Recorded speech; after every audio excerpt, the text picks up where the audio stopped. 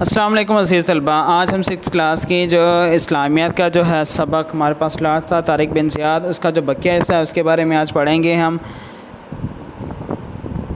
مسلمانوں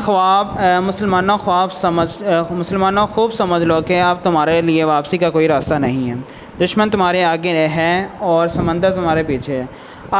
اب عزم اور ہمت کے سوا کوئی چارہ نہیں، تم اپنی جانوں پر کھیل جاؤ تاکہ کامیابی تمہارے قدم چوم لے۔ تم اس علاقے میں اللہ تعالیٰ کے دین کو سربلند کرنے کے لیے آئے ہو، تم جو عزم کرو گے اللہ تعالیٰ اس میں تمہاری مدد کرے گا، تمہارا نام ہمیشہ زندہ رہے گا۔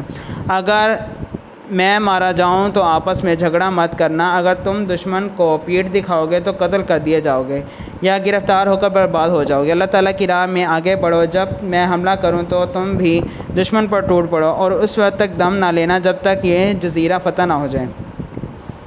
طارق بن زیاد کے خطبے نے مسلمانوں کے دلوں کو گرما دیا، ان میں جوش اور ولولے کی ایک نئی روح پھونک دی۔ 91 ہجری میں دونوں لشکروں کا مقابلہ ہوا۔ بالآخر طارق بن زیاد ایمانی طاقت کے بل بوتے پر اپنے قلیل لشکر کے ساتھ کثیر لشکر پر غالب آ گیا۔ جنوبی اسپین پر طارق بن زیاد کا قبضہ ہو گیا۔ مسلمانوں نے پیش قدمی جاری رکھی اور اسپین کے کئی اہم شہروں قرطبہ، مالکا، البیرا اور تدمیر کو فتح کر لیا۔ اسپین اندلس کی تاریخ فتح کے بعد مسلمان 800 سال تک اندلس پر حکمرانی کرتے رہے۔ اسپین کی فتح کے بعد یورپ کی معاشرتی زندگی پر زبردست اثر ڈالا۔ عیسائیوں نے مسلمانوں سے رواداری اور فراخ دلی سیکھی۔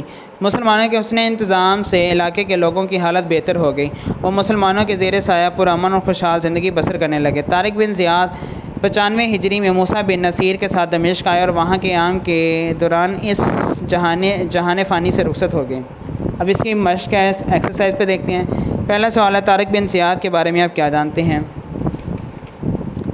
پہلا پیراگراف یہ آپ کا لانگ نمبر 1 ہو جائے گا۔ دوسرا سوال ہے، طارق بن زیاد کی اسپین میں پیش قدمی کی تفصیلات۔ 83 پر جو ہے لاسٹ والا جو پیراگراف ہے اس کا موسیٰ بن نصیر، یہاں سے لے کر یہ آپ کا لانگ نمبر 2 ہو جائے گا۔ اگلا سوال ہے، طارق بن زیاد نے اپنے ساتھیوں سے کیا خطاب کیا؟ یہ جو بھی ہم نے پیراگراف سٹارٹ کیا مسلمانوں، یہاں سے لے کر یہ جزیرہ نا فتح ہو جائے یہاں تک۔ اگلا سوال ہے، طارق بن زیاد بطور سپہ سالار کیسا تھا اور انہوں نے ساحل پر کشتیاں کیوں جلا دیں؟ یہ 84 کے پیج کے جو دوسری لائن ہے یہاں سے لے کر جہاں تک یہ ختم ہو رہا ہے ولولہ انگیز تقریر کی، یہاں تک یہ ہو جائے گا۔ آگے اس کی ہے ٹک والے ہیں صحیح جواب ہے۔ طارق بن زیاد کا تعلق کس نسل سے تھا؟ بربر۔ دوسرا آ جائے گا موسیٰ بن نصیر، تیسرے میں آ جائے گا 7000، اگلے میں آ جائے گا راڈارک اور آ جائے گا لاسٹ والے میں آ جائے گا 91 ہجری۔ پہلی خالی جگہ میں آ جائے گا بربر، دوسرے میں آ جائے گا موسیٰ بن نصیر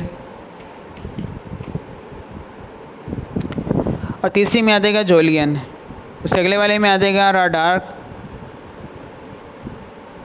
اور لاسٹ والی میں آ جائے گا موسیٰ بن نصیر۔ اگر غلط درست دیکھتے ہیں تو پہلے 2 جو ہیں وہ غلط ہو جائیں گے، تیسرا صحیح ہو جائے گا، چوتھا غلط ہو جائے گا اور 5واں صحیح ہو جائے گا۔ عزیز طلبہ، آپ نے اسے اچھی طرح سے یاد کرنا ہے۔ تب تک کے لیے اجازت دیجیے، اللہ حافظ۔